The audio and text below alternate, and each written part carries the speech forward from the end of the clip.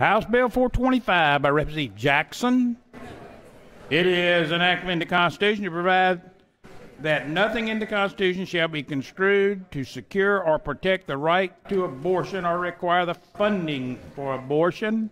The conferees recommend that Senate committee amendments be rejected and that they add one amendment to the bill. It is signed by 3 of the House members and 2 of the Senate members. All right. Senator Ward, you handling this one?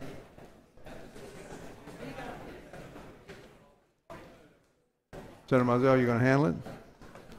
Okay, that's right. I'm sorry. You had to handle the bill originally. Come on. Mr. President, members, the changes in the conference committee came about because the amendments on the other side included exceptions, or the ability to add exceptions at some point by the legislature, and the date was changed to 2020 as we had discussed here on the floor. Conferees have signed it to leave Senator it in Clater, that. you got a question?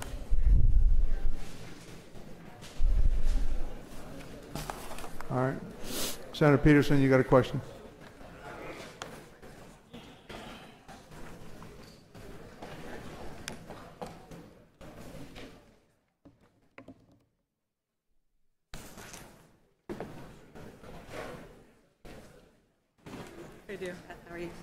Thank you, Mr. President.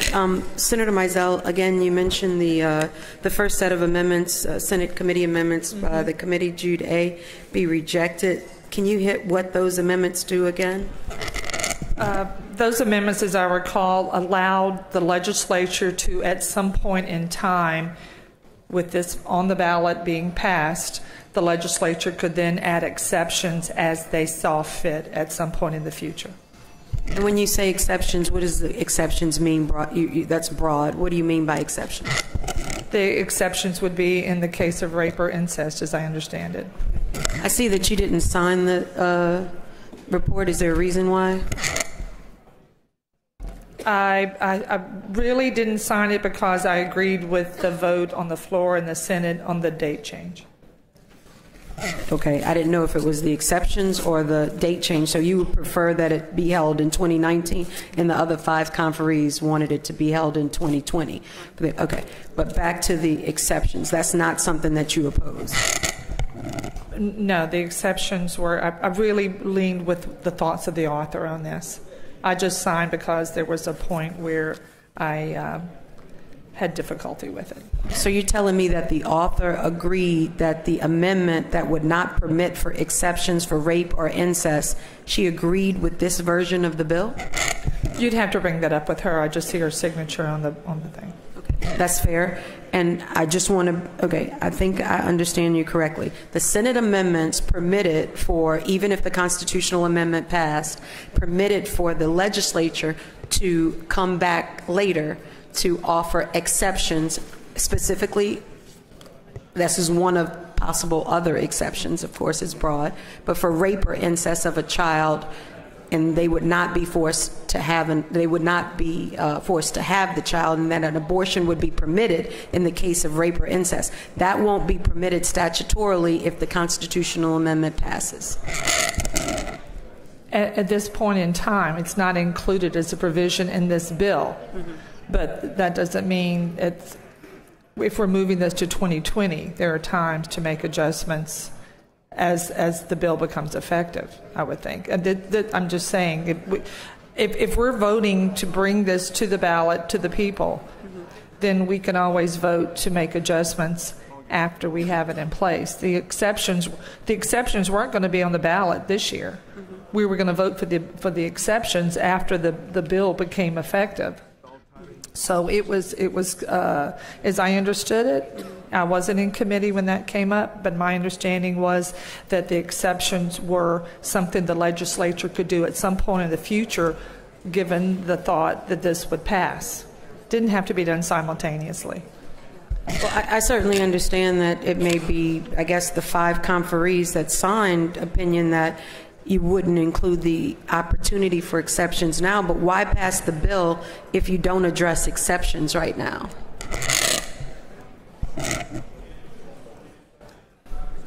everybody has, this is such a personal thing, Senator Peterson. Everybody has their own interpretation, and I believe everybody sees this as a step that they want the state to take. All the side issues, and I understand it, between the date and the exceptions. I'm not talking about the date right now. I'm only talking about the exceptions. For rape or incest, the exceptions are not in this bill, and so this would be a constitutional amendment that doesn't permit for rape or incest exceptions. The intent of the constitutional amendment was strictly set to include in the state constitution there would be a prohibition against abortion. There was no space in that thought to put all the other exceptions and secondary issues. So really, from day one, the author's intent was just to say that in the state of Louisiana, the Constitution would not allow abortion as a right within that Constitution. So that's why I think most people are comfortable knowing that that is something that once we get that in the Constitution, then all the other parts could be ironed out. Who are most people? Apparently most people who signed this. That's 5 of 4 million. I can't speak. The state is going to be able to vote on this in the fall, and this is the right of the state to be able to take that vote. Yeah, but when you say most people think that it's okay to pass this bill in this legislature with 39 people, but that's not reflective of most people. I mean, when we say let's just say those are the people that signed the conference meeting, and everybody's vote will be accounted for. I understand that. This is an incredibly individual thing. I mean, I think the 6 signers on this document each have their own set of, I can go this far, I can go no further. Or this is an absolute requirement in the way I see my conscience on this. So it's really, when you say most people, I don't know if you can get most people to agree on all the components of this at any one time, especially until it's decided by the state. Senator, could I ask y'all to just take a little recess? I need to do a procedural thing to get done because the House is getting ready to go on a recess. I'll come right back to where you all are. Thank you, Mr. President. Let's put this on the side for just a second. I'll return you back on instant replay where you were. So, Mr. Secretary. I need House Bill 3.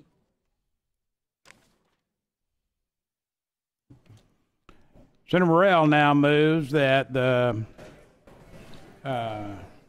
Senate adopt a motion to allow the Senate to consider House Bill number 3 on third reading and final passage after 6 o'clock p.m. on the 57th calendar day, pursuant to the consent of the House. Remember, that is the omnibus bond bill. The House is getting ready to leave for the afternoon. We need to get this over to them with your permission. Senator Morrell now moves to ask for 2/3 vote of the Senate, likewise of the House of Representatives, and pursuant to the Constitution to allow for this bill to be heard later today. When the machines open, those of you in favor will vote yes, those opposed no. Second, vote your machines, please. Vote your machines, please.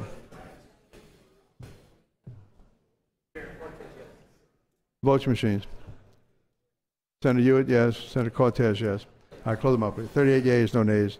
The motion passes. All right, ladies, if y'all mind getting back to your positions. Senator Peterson, you got a question? Come on in. 2. Senator Long. 2. Nice. Yes. Thank you, Mr. President. So,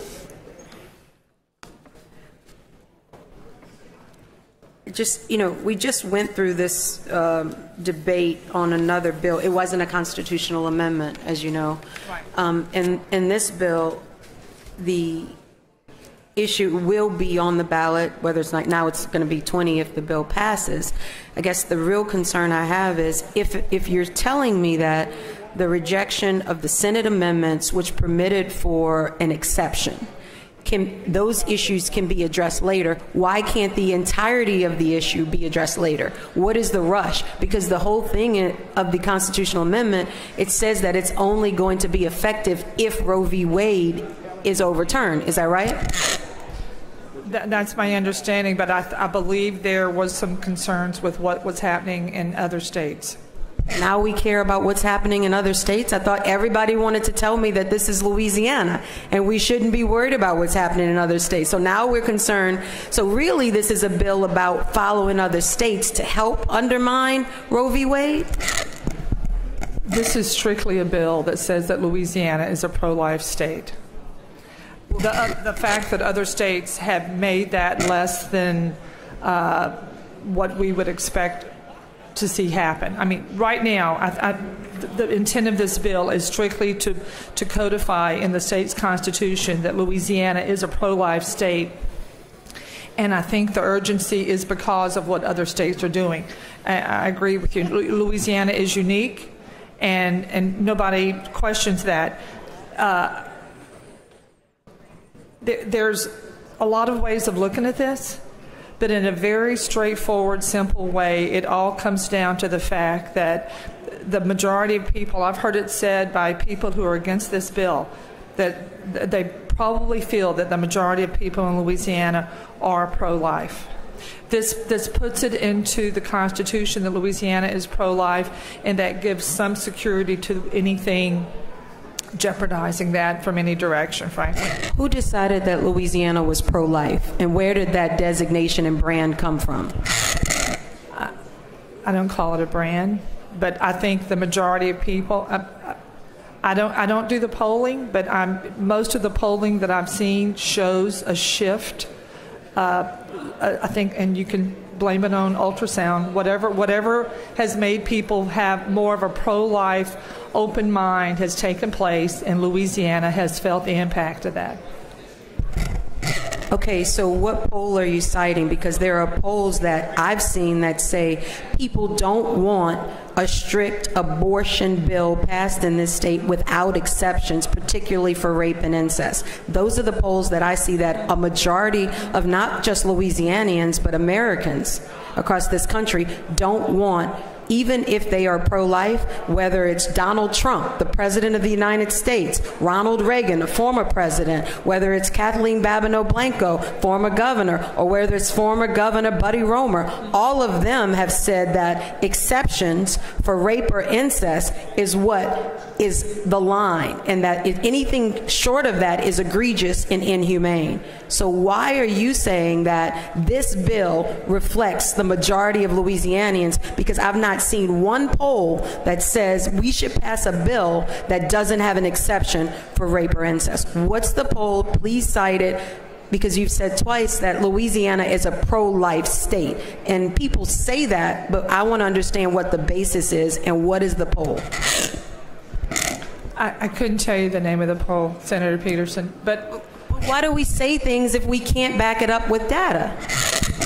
I can go sit at my desk and get on my phone or my computer and bring up a poll. We can bring the bill back. We can bring the bill back and go do that, and we can do that, and we can come back and we can have a debate about something about respecting women. Women should be able to do what they want with their own bodies. And if we're not going to have facts, we should not just pass a bill without facts. Too often we come up here and don't provide the facts. I don't see us ever vote on a bill based on a poll. We vote on a bill. I didn't cite a poll. I didn't cite. You said that Louisiana was pro-life. Excuse me, I've got the mic. Yeah. I don't vote based on checking a poll. I vote on what my belief system has me vote for. Okay. That's fair. The belief system in Louisiana, and maybe it's my circle and your circle, and we all have our circle of influence, but my belief system tells me that this is what I would vote for, and those who I hear most from are those it's all of us. It's the same reason we are a pro-crime, pro-law enforcement, or we're more open-minded on crime. We each have our realm of influence. My realm of influence strongly supports pro-life. So it doesn't take a poll. I think we've already voted. We've already said this was a good idea. The fact that they've taken amendments off doesn't change my support of the bill. I would prefer the bill to have included the date that we had on it in the Senate. But with that being said, the author has signed off. The other members of the conference committee have signed off. I'm going to sign off because I want this bill to go through, and I believe there is room. But you didn't sign it. I didn't sign it because I wanted the original date. Okay, but you also said that Louisiana is pro-life, and that you also said that we're doing this to follow other states. You said that. No, I did it because other states have done things to threaten the Constitution's interpretation of abortion. That is why Louisiana has felt it necessary, because of the extreme measures taken by other states, to put in our Constitution that we are a pro-life state and the right of abortion is prohibited in the state of Louisiana. With that being the primary point of what we're trying to accomplish, the secondary questions you're bringing up, with any exceptions, would still be up for discussion at another time. They don't have to be part of this. They're not going to be on the ballot in the fall or of 2020 when this comes up anyway.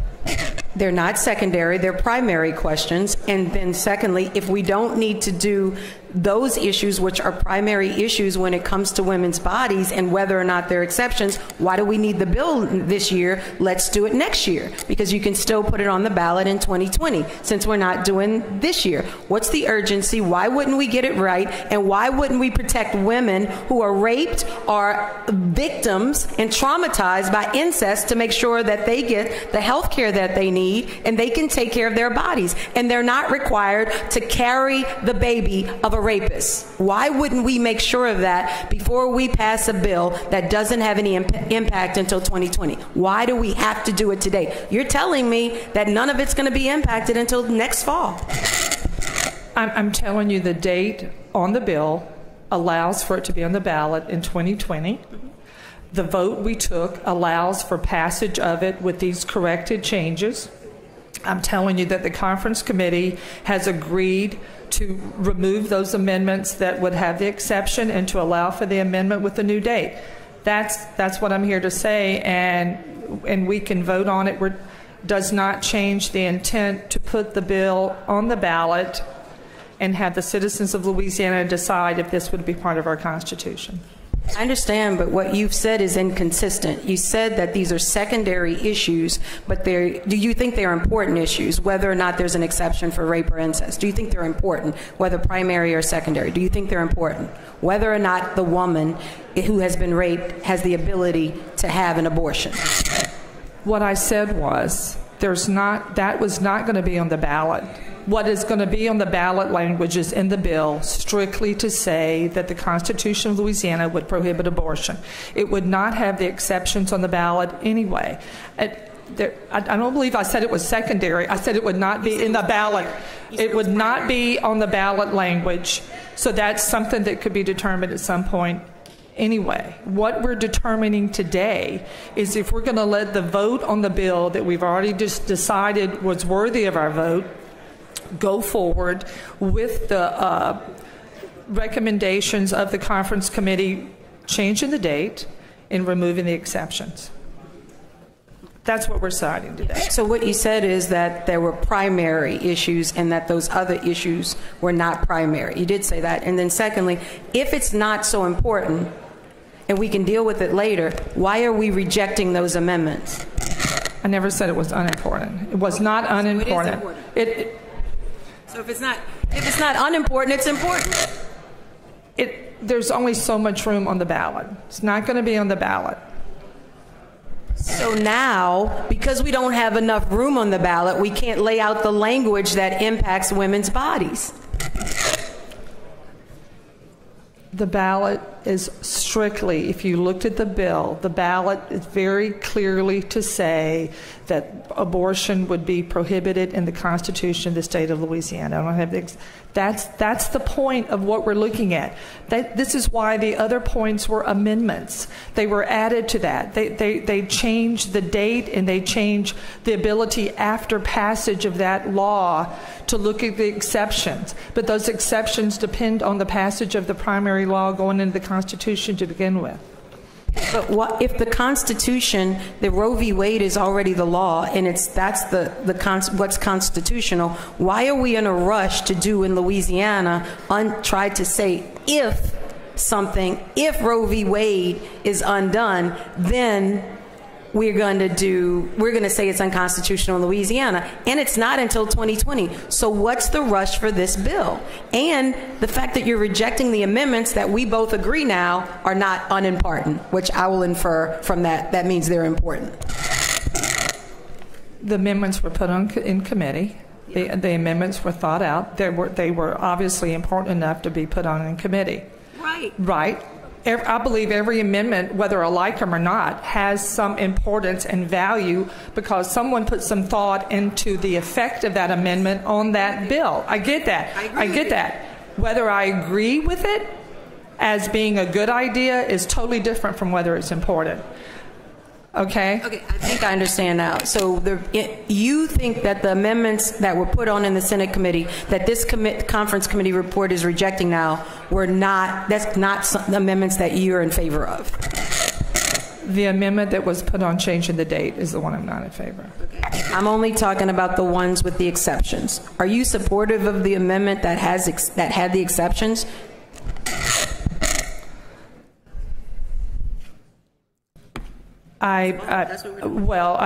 That's something I'm open to. I'm going to tell you, as a woman, I'm totally pro-life. We hear horrible scenarios that I'm compassionate about, and I appreciate the heartfelt feelings as a woman. You know, I have dear pro-life friends who, and I'm talking to Karen, okay? And I'm talking to Beth. Okay. And I'm talking about. Okay, and I'm going to tell you, it's hard for me to imagine a 12-year-old who needs an abortion. That right there is hard for me, to think a 12-year-old would need an abortion. But in my heart of hearts, I know the idea that we've come to think that's an acceptable option breaks my heart. It breaks my heart that we think we want that child to have an abortion. That it's not. I don't think. But no, I have a hard time with it. But did you know that I have? But I am pro-life. I believe we are pro-life. I don't believe we have abortion here because of those exceptions. If you look at the numbers of people having abortions, it's convenience abortions. It's all the different reasons. And then I can hear it, any bill we talk about, I can hear nightmare stories that support an argument. But the nightmare stories aren't the normal reason that's taken place. The normal reason it's taken place is because of conveniences or economics or school semesters or whatever. So it's the compassion lies with the 12-year-old that you're describing.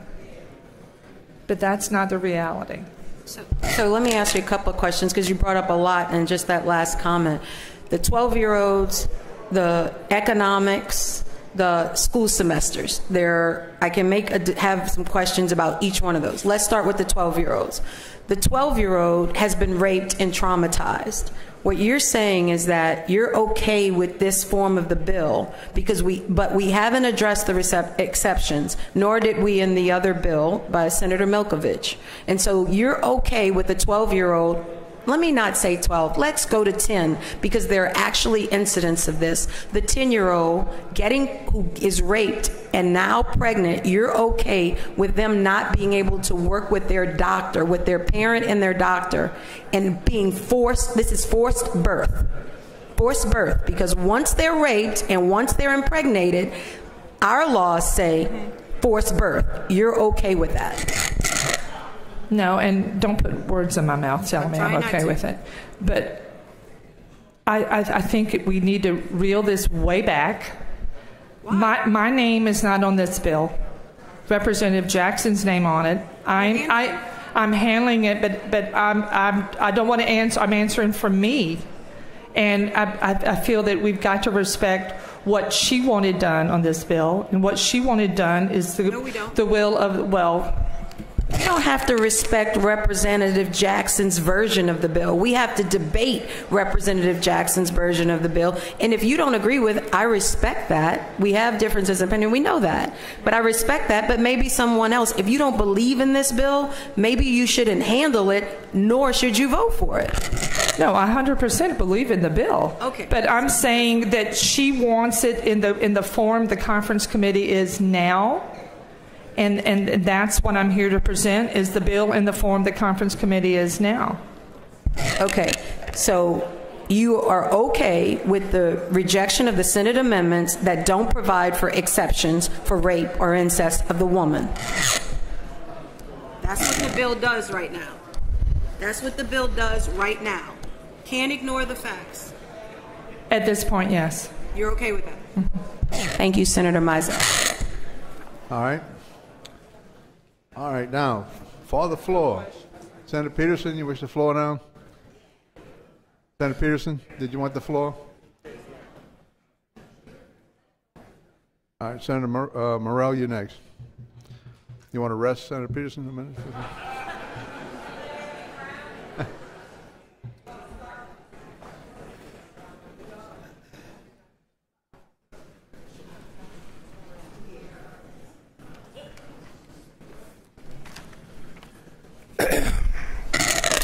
I rise in opposition to this bill. I'm sure many of you already know that, but I'm really coming down today because there is a line, a vein of rhetoric in this debate which I think is very disingenuous. This is not a pro-life bill, it is a pro-birth bill. And let me be more clear in how I explain that. This legislature has voted repeatedly in support of pro-birth. We, in this legislature, have failed. I'll give you a couple examples. We have failed to repeal or have significant debate on the death penalty. That is a pro-life stance. You can give your rationale as to caveats as to why there should be exceptions to life, but that is a pro-life issue. It's established by almost every religious head in the entire world. That's one example.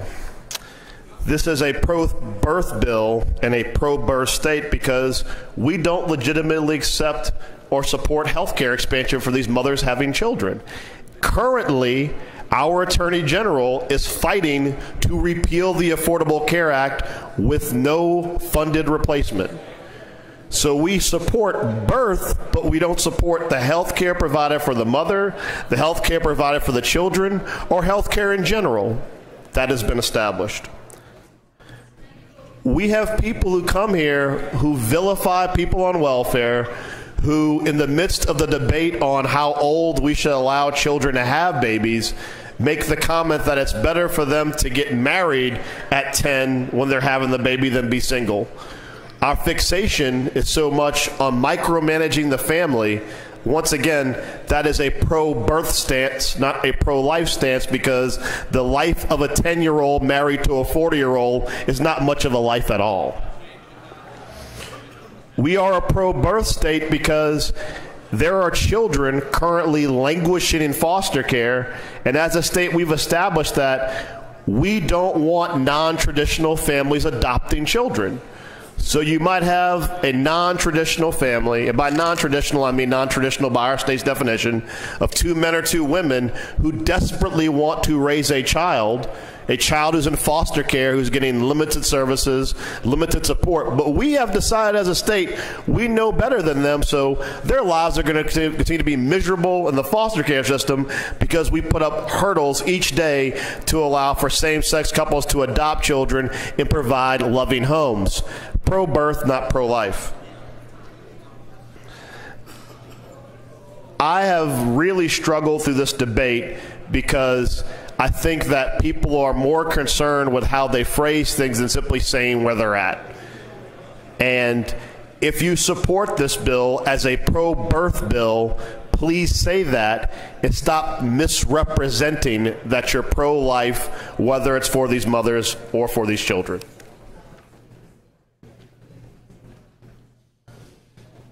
Senator Gaddy, you wish to speak?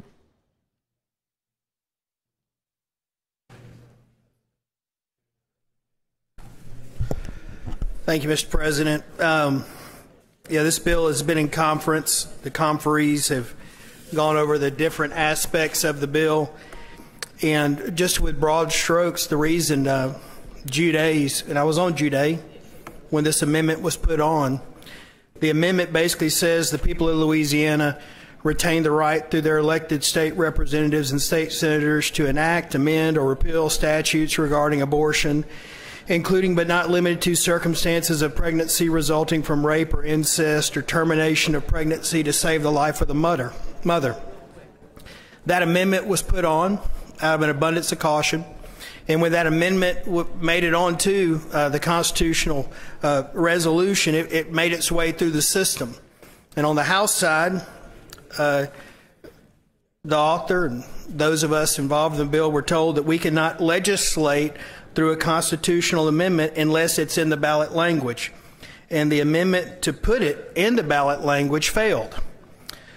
But I want to make something clear, because I think we've debated this a lot, is that there's nothing in this amendment, in 425 that we're here for today, there's nothing in this amendment that would keep us or hinder us from coming back at any time and voting on exceptions.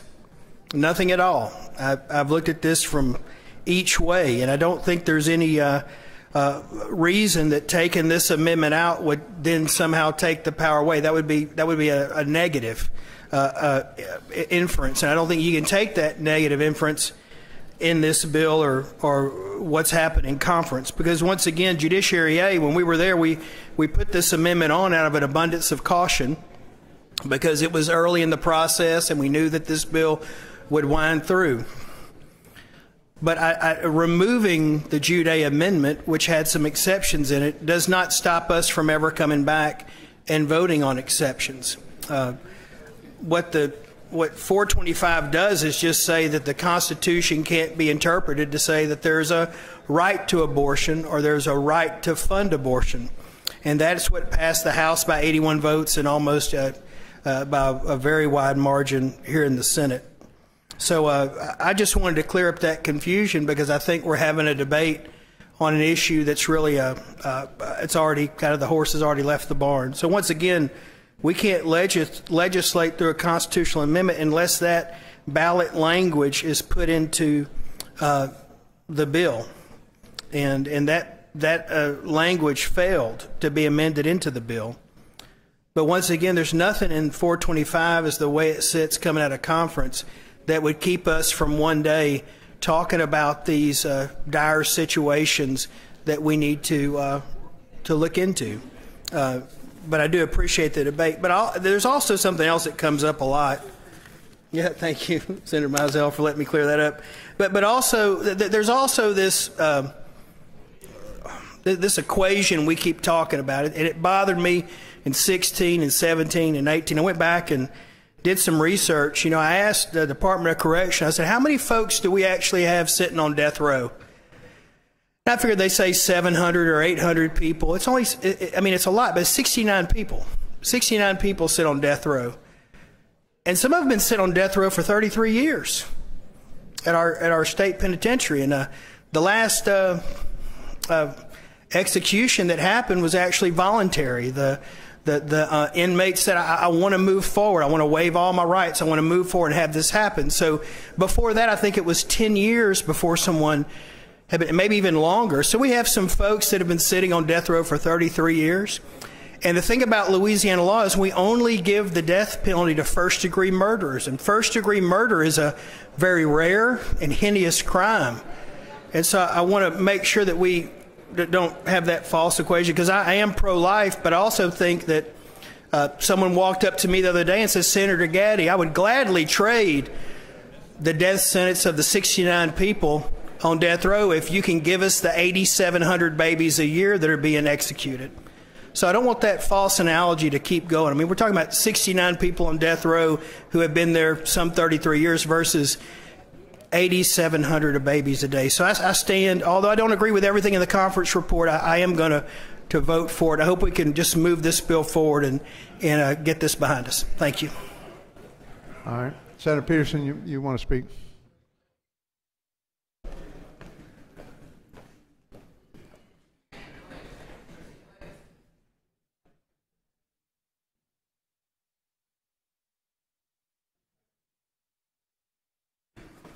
Thank you, Mr. President. So I'm not here to talk about the death penalty.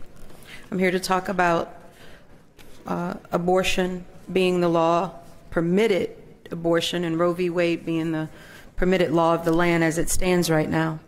I'm going to start out by reading you a text message that I received from someone, from a psychologist.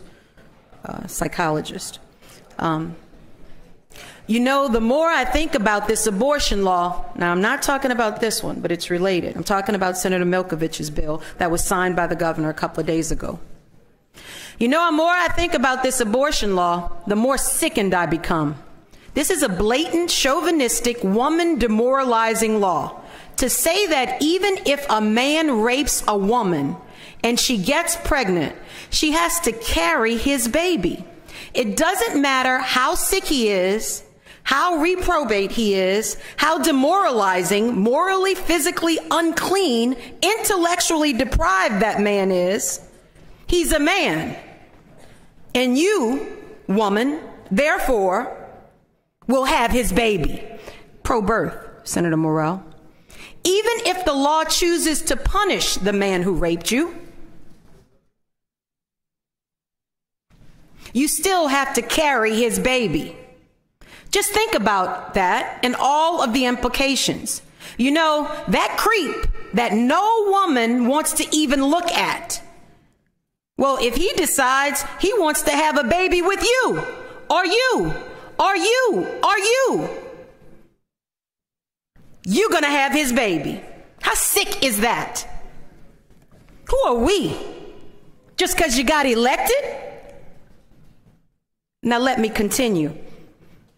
This is the epitome of saying that the man is okay and has a voice, whereas the woman can do nothing about it. Furthermore, if your father, brother, uncle, etc. impregnates you, you will have his baby. You will do it. This law sets women back 1,000 years. How sick and disgusting is that? On top of all of this, there are women who are blinded to how this law objectifies women. A female governor signed this bill. This is not simply a matter of women. This is in another state, by the way, a female governor. This is not simply a matter of women being allowed to make choices regarding their own bodies. This is about how the law is strengthening and upholding the power and domination of men. Every woman and man ought to be outraged by this law and what its real implications are. Shame on America, shame on any state, shame on any governor that signs a bill that does not have exceptions for rape and incest. Your religious views are not to be imposed on every citizen of this state. That is not why we got elected. That is not why we are serving in this chamber. To tell a woman like me what to do with my body. My great-grandmother, maternal great-grandmother, was raped and left to die in a lot in New Orleans. I don't know if she was pregnant when they killed her after she was raped. But if she was, I'll be damned if you are going to tell her that she has to have a child by the rapist. Shame on you. Beyond that, we've decided that, we can take care of that little exception thing later. The bill's implications, as it's been amended, don't take effect until 2020. Senator Mizell has said, I didn't sign the report because it's 2019 that I wanted the bill in the constitutional amendment to be protected, presented to the public. She also said that it wasn't unimportant. I want to make sure I quote. It wasn't unimportant that the exceptions weren't dealt with. Who are we? What kind of state have we become? President Donald Trump, former President Ronald Reagan, former Governor Buddy Roemer, all refused to sign bills and effectuate law that didn't provide for an exception for a woman who has been traumatized by rape. But we, in 2019, believe that we should dictate to a woman and young girls, 10, 11, 12, 13, 14, 15 years old, the same ones that we've said should be able to get married because they're in love. We dictated marriage to them, and now we're going to say, you're going to have a baby of your rapist, and you're going to raise them. And I don't care about the health care because I haven't put more money for health care. And I don't care about what you do if you have the baby and you can't take care of it because I can't get a job because I'm 12, 13, or 14 years old. I don't care. Those are things we can deal with later, Senator Gaddy, later. Maybe next year. But we got to pass this law right now. The law that doesn't take effect until Roe v. Wade is overturned. But what you heard, remember, multiple times is we got to do this because other states are doing it. Senator Long, you wish to speak?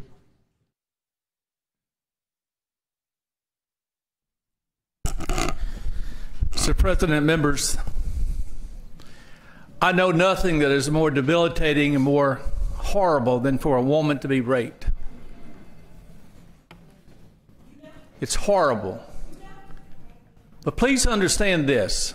As horrible as that is, the thought of taking a life that has no voice is even as horrible. Yes, we do not live in a perfect world. We live in a fallen world. We make mistakes. Our society is broken. But I will tell you this, when we start discounting human life, regardless of how it happens, we have come to the bottom of the barrel. I am so glad that your mother and my mother were pro-life, that they believed that when they became pregnant. And yes, let me tell you, there have been those who have become pregnant as a result of rape, and those children who were born have lived successful lives. We are broken. We are broken. But to slam the door on the unborn because of the brokenness and the sorrow of our hearts and the misconduct of our lives simply makes no sense. Since 1975, when we passed the Constitutional Convention, we have added 293 amendments to the Constitution. 293. You know who voted on those 293 constitutional amendments? The people of Louisiana. This is a constitutional amendment which gives the public a right to make a statement about this important issue. I think that's where it needs to be, where the public says yes or no. But I'm here to tell you, I believe that in the providence of God, regardless of how horrible the circumstances were, that life is sacred, it's precious, and it needs to be protected. Why don't we give the citizens of Louisiana the right to make that choice? We did that, and 293 times they voted for a constitutional amendment about any number of things. Let's give the public the right to say yes or no, but let's protect the sanctity of life, which you have and I have because we had a mother who valued life. All right, Senator Mizell, you have a right to close on your motion. Members, I pray I could be more articulate. I pray I could come up here and say something and just woo you with my words. I can't do that. But I'm standing there thinking, prayerfully thinking, I wish I had the words so that I could let you know the compassion I feel for everything we've talked about today.